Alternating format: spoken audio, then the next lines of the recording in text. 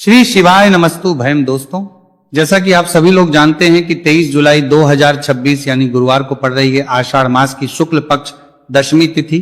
और दोस्तों, यह वह तिथि है जो आषाढ़ मास में पड़ने वाली सबसे बड़ी तिथि है, क्योंकि यह गुरुवार के दिन पड़ रही है और इसका बहुत ही बड़ा और विशेष महत्व होता है।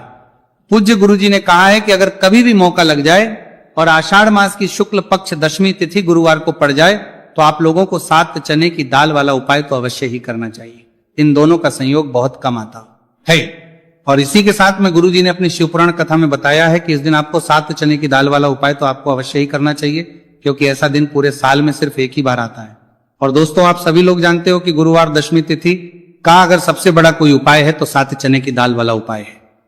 तो दोस्तों, इस गुरुवार दशमी तिथि के दिन आप लोगों को इस 7 चने की दाल वाला उपाय को जरूर करना है। बहुत सारे लोग होंगे जिन लोगों ने इस उपाय को ना किया हो, मतलब पूरा साल निकल गया, उन्होंने किसी भी दिन इस 7 चने की दाल वाला उपाय को ना किया हो। पर दोस्तों, आपके पास एक आखिरी मौका बचा हुआ है, जो कि 23 जुलाई गुरुवार दशमी तिथि के दिन है। तो इस दिन आप लोगों को इस वाले उपाय को जरूर कर लेना है। भले ही आपने मास भर इस उपाय कर रहे हैं, को ना किया हो, पर अगर आपने इस आषाढ़ मास के गुरुवार दशमी तिथि के दिन अगर इस वाले उपाय को कर लिया तो आपको इस उपाय को करने का वह फल मिलेगा जिसकी आपने कभी कल्पना भी नहीं करी होगी। इसीलिए आप लोग इस वाले उपाय को एक बार जरूर कर लेना है, ताकि आप लोगों के हाथ से यह मौका ना जा सके और आपको इस उपाय को करने का फल मिल सके। दोस्तों, यह उपाय पंडित जी ने अपनी अभी की ही श्री शिव पुराण की कथा में बताया है, जिस उपाय को आज हम आपको बहुत अच्छे से समझाने वाले हैं। इस वीडियो को देखने के बाद इस उपाय को समझने के लिए आपको कोई और वीडियो को देखने की जरूरत नहीं पड़ेगी। तो चलिए दोस्तों, उपाय को शुरू करते हैं। देखिए, ये इस आषाढ़ मास के गुरुवार दशमी तिथि के दिन ये इतना खास होता है, इतना महत्वपूर्ण होता है। देखा गया है कभी कभी बड़े बड़े पूजा पाठ अनुष्ठान से जो मनोकामना नहीं होते, वो आषाढ़ मास के गुरुवार दशमी तिथि के दिन एक छोटे से उपाय करने से ही आपकी मनोकामना पूर्ण हो जाती है। और बहुत सारे लोगों ने इस उपाय को किया भी है और उनको इस उपाय को करने का फल भी जरूर मिला है। अगर आप लोग भी इस उपाय को करना चाहते हैं तो आप इस उपाय को पहले अच्छे से समझ लेना, सुन लेना, उसके बाद करना। आपको इस उपाय का फल जरूर मिलेगा। और इस उपाय को कर लेने से आपके घर में चाहे किसी भी प्रकार और समस्या क्यों ना चल रही हो, आपको उसका कारण भी नहीं पता है कि भाई ये समस्या किस कारण से चल रही है, उसका कुछ भी कारण हो सकता है, जैसे पितृदोष हो सकता है या किसी भी तरह का मंगल दोष भी हो सकता है। तो इस दिन आप लोगों को ये वाला उपाय कर लेना है। ये एक ऐसा उपाय है जिस उपाय को अगर किसी विशेष दिन पर किया जाए तो भाई उस विशेष दिन का जो है वह तो हमें मिलता ही मिलता है, पर हमने उस दिन पर इस उपाय को है तो हमें उससे भी बड़ा फल मिलता है और फल बहुत जल्दी मिलता है, क्योंकि आप इस उपाय को बहुत ही बड़े और विशेष दिन पर कर रहे हो। तो चलिए अब उपाय के बारे में बात करते हैं, लेकिन उससे पहले आप लोगों को यह जानना आवश्यक है कि आखिर ये उपाय किस समय करना है, किसको करना है और कैसे करना है। तो चलिए हम आगे आपको वीडियो में एक एक करके बता देते हैं। लेकिन उससे पहले अगर आप लोग हमारे चैनल पर पहली बार आए हैं या फिर मेरी आवाज आज पहली बार सुन रहे हैं तो हमारे चैनल को सब्सक्राइब जरूर कर लेना और इस वीडियो को लाइक करके कमेंट बॉक्स में श्री शिवाय नमस्तु भयम ओम नमः शिवाय जरूर टाइप कर देना।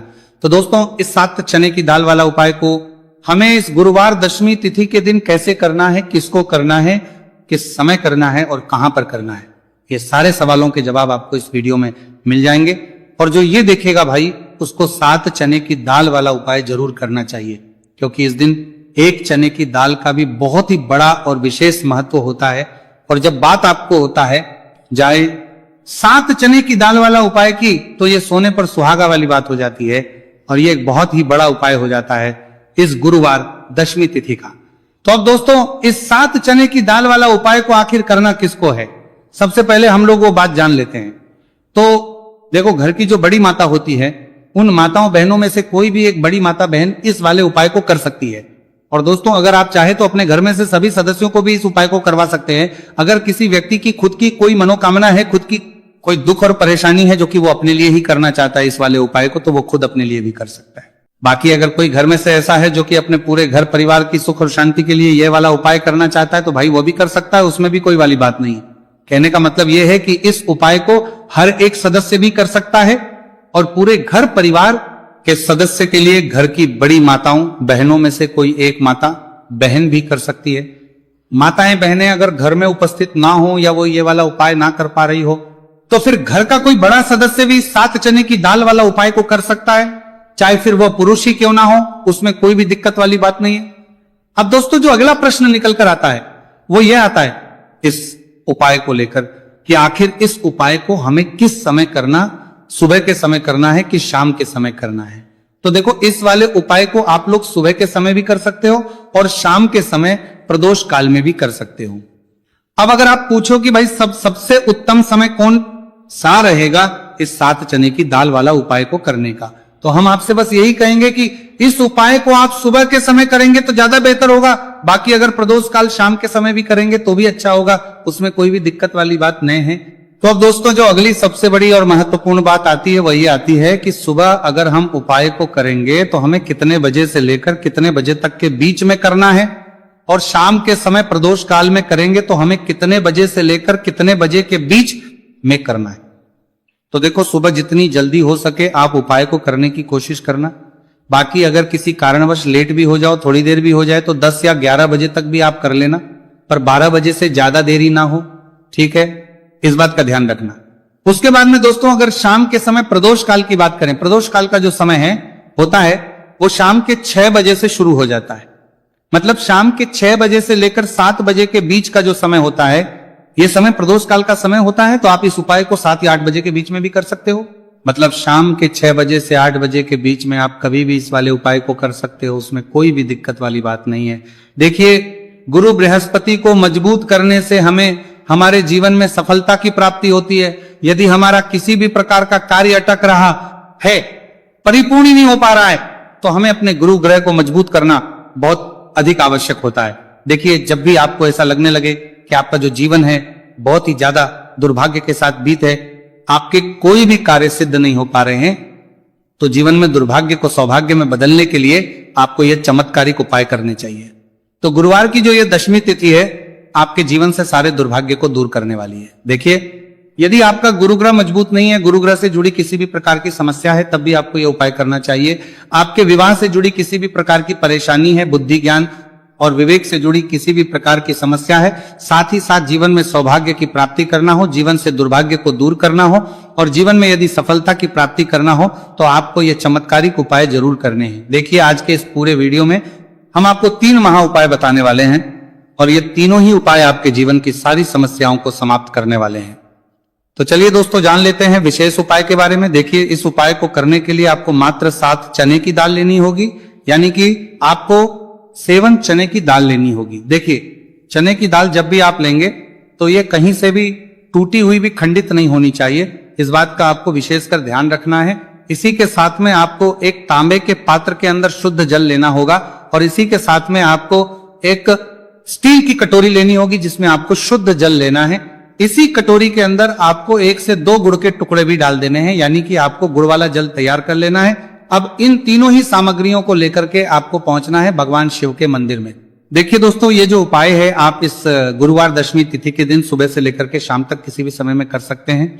देखिए दोस्तों, सबसे पहले तो आपके पास जो 7 चने की दाल है, इसे आपको जो आपने गुड़ वाला जल तैयार किया है उसमें आपको डालनी है। आप 7 चने की दाल भी ले सकते हैं, 11 चने की दाल भी ले सकते हैं, 21 भी ले सकते हैं, और यदि आप 41 चने की दाल लेते हैं तो बहुत ही शुभ होता है। तो आपके पास जितनी भी चने की दाल है, सबसे पहले तो आपको उसे गुड़ वाले जल के अंदर डाल देनी है। अब देखिए दोस्तों, आपके पास जो 1 लोटा शुद्ध जल है, इसमें से थोड़ा सा जल सबसे पहले आपको भगवान शिव की शिवलिंग के सीधे तरफ जहां गणेश जी का स्थान होता है वहां पर आपको अर्पित करना है। फिर थोड़ा सा जल श्री कार्तिकेय जी वाले स्थान पर अर्पित करना है। फिर आपको थोड़ा सा जल माता अशोक सुंदरी वाले स्थान पर अर्पित करना है। फिर आपको थोड़ा सा जल माता पार्वती के हस्तकमल यानी कि कटी वाले भाग पर अर्पित करना है। और अंत में आपको थोड़ा सा जल भगवान शिव के शिवलिंग पर भी अर्पित कर देना है। और उस पात्र के अंदर आपको थोड़ा सा जल और शेष बचा लेना है, यानी कि 5 ही स्थान पर थोड़ा थोड़ा जल अर्पित करने के बाद अंत में शेष जल और उस पात्र के अंदर आपको बचा लेना है। अब आपको बृहस्पति ईश्वर महादेव का स्मरण करना है और आपके पास जो चने की दाल है इसे आपको अपने सीधे हाथ में रखनी है। देखिए, गुरुवार का दिन है, इसीलिए आपको ओम नमो भगवते वासुदेवाय इस मंत्र का जाप भी करना है। अब देखिए दोस्तों, आपके पास जितने भी चने की दाल है, चाहे 7 है, 11 है, 41 है, उतनी बार आपको बृहस्पतिश्वर महादेव का स्मरण है। और ये जो चने की दाल है इसे आपको भगवान शिव के शिवलिंग पर अर्पित कर देनी है। आपको लगातार बृहस्पतिश्वर महादेव का स्मरण करते रहना है। अब देखिए, अंत में जो आपने उस पात्र के अंदर शेष जल बचाया था इसे आपको भगवान शिव के शिवलिंग पर ही धीरे धीरे अर्पित कर देना होगा। श्री शिवाय नमस्तु भयम, इस मंत्र का जाप करते हुए यह उपाय करने मात्र से आपका जो भाग्य है वह स्वर्ण के समान चमकने लगता है, आपके से जो भी दुर्भाग्य है वह दूर होता है। तो इस प्रकार से आपको यह उपाय कर लेना है। यह उपाय आप सुबह से लेकर के शाम तक किसी भी समय में कर सकते हैं। अब दोस्तों हम जान लेते हैं गुरुजी द्वारा बताए गए दूसरे उपाय के बारे में। देखिए, इस उपाय को करने के लिए आपको सबसे पहले तो मात्र थोड़ा सा शुद्ध घी लेना होगा। देखिए, आपको मात्र आधा चम्मच ही शुद्ध घी लेना है और इसी के साथ में आपको एक तांबे के पात्र के अंदर आपने ही घर से शुद्ध जल लेना होगा और इन सभी सामग्रियों को लेकर के आपको भगवान शिव के मंदिर में पहुंच जाना है। आप ये उपाय सुबह से लेकर के शाम तक किसी भी समय में कर सकते हैं। देखिए, सबसे पहले तो आपके पास जो एक लोटा शुद्ध जल है इसे आपको धीरे धीरे शिवलिंग पर अर्पित कर देना है। श्री शिवाय नमस्तु भयम इस मंत्र का जाप करते हुए और बृहस्पतिश्वर महादेव का मन में स्मरण करते हुए। अब देखिए दोस्तों, आपके हाथ की जो अंगूठे के पास वाली उंगली होती है, तर्जनी उंगली, उसमें आपको यह शुद्ध घी लेना है और इस उंगली से आपको शिवलिंग पर जहां माता अशोक सुंदरी का स्थान होता है वहां पर आपको इस घी से अच्छे से लेपन करना है। यानी कि माता अशक्त सुंदरी वाले स्थान पर आपको अच्छे से घी का लेपन कर देना है और आपकी जो भी मनोकामनाएं, चाहे आप अपने जीवन से दुर्भाग्य को दूर करने के लिए ये उपाय कर रहे हैं, जीवन सौभाग्य की प्राप्ति के लिए आपकी कोई मनोकामना हो, विवाह के लिए आपकी किसी भी प्रकार की कामना हो, जिस भी प्रकार की आपकी कामना है उसे परिपूर्ण करने के लिए आपको कोई प्रार्थना करनी है और इस घी का लेपन आपको माता अशोक सुंदरी वाले स्थान पर कर देना है। अब दोस्तों, इस घी वाली उंगली को आपको कहीं भी साफ नहीं करना है, कहीं भी नहीं पहुंचना है, सीधे आपको अपने घर लेकर के आना है और इस घी की जो पहली बिंदी इसे आपको अपने मुख्य द्वार पर लगा देनी है। और इस घी की बिंदी आप अपने घर में जहां भी आप धन रखते हैं वहां पर भी लगा सकते हैं। आपके घर में जहां कहीं भी रसोई घर है वहां पर भी आप इस घी की बिंदी को लगा सकते हैं। तो 3 जगह आप इस घी की बिंदी को लगा सकते हैं। आपके घर में कभी भी अन्न और धन की कमी नहीं होगी और आपके घर में जो भी क्लेश होगा वो भी समाप्त हो जाएगा। तो इस प्रकार से आपको दुर्भाग्य को दूर के लिए दूसरा उपाय करना है। तो चलिए दोस्तों, अब हम जान लेते हैं तीसरे विशेष और अंतिम उपाय के बारे में। देखिए, यह उपाय भी बहुत ही खास है, विशेषकर आपके भाग्य को उदय करने के लिए। यह उपाय भी बृहस्पतिश्वर महादेव का ही होने वाला है और विशेषकर आपको यह उपाय भी गुरुवार दशमी तिथि के दिन ही करना है। देखिए, इस उपाय को करने के लिए आपको सबसे पहले तो एक प्यारी सी और सुंदर सी बेलपत्र लेनी होगी। बेलपत्र लेते समय ध्यान रखें कि यह कहीं से भी कटी फट्टी खंडित नहीं होनी चाहिए। यदि आपको बेलपत्र नहीं मिल पाती है तो आप शिवलिंग पर चढ़ी हुई बेलपत्र को पुनः शुद्ध जल से धो करके उसका उपयोग कर सकते हैं। इसी के साथ में आपको एक तांबे के पात्र के अंदर शुद्ध जल लेना होगा और इसी के साथ में आपको आधा चम्मच या फिर उससे भी कम शहद लेना होगा। अब दोस्तों, मात्र ये तीनों ही सामग्रियां लेकर के आपको पहुंचना है भगवान शिव के मंदिर में। मंदिर पहुंच पाने के बाद आप सभी को पता है कि बेलपत्र में 3 पत्तियां होती हैं और बेलपत्र की जो ये तीनों पत्तियां जिस डंडी से जुड़ी हुई होती हैं उस डंडी पर आपको अपने सीधे हाथ की चिंटी, उंगली के जो पास वाली उंगली होती है, नामिका उंगली, उससे एक बिंदी लगानी है। यानी कि तीनों पत्तियों को जोड़ने वाली जो डंडी है केवल उसी पर आपको शहद लगानी है। इसके बाद आपको ये जो बेलपत्र है इससे महादेव शिवलिंग पर अर्पित कर देनी है।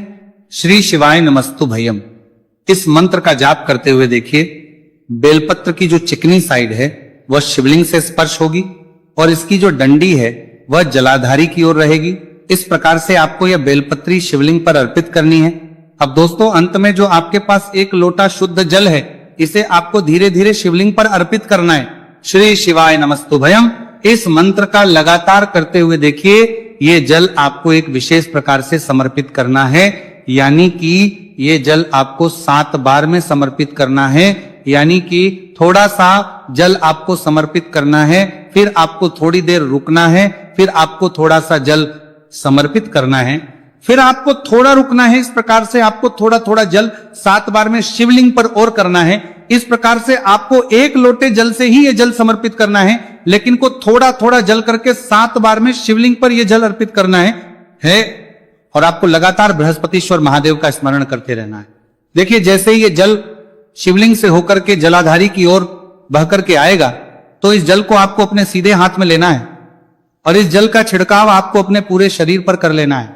बृहस्पतिश्वर महादेव का मन में स्मरण करते हुए ये जो उपाय है आपके भाग्य का उदय करता और आपके जीवन से दुर्भाग्य को दूर करता है। तो बहुत ही आसान सा उपाय है। इस उपाय को भी आप इस गुरुवार की दशमी तिथि पर करके जरूर देखना, आपको निश्चित ही लाभ होगा। तो दोस्तों, आपको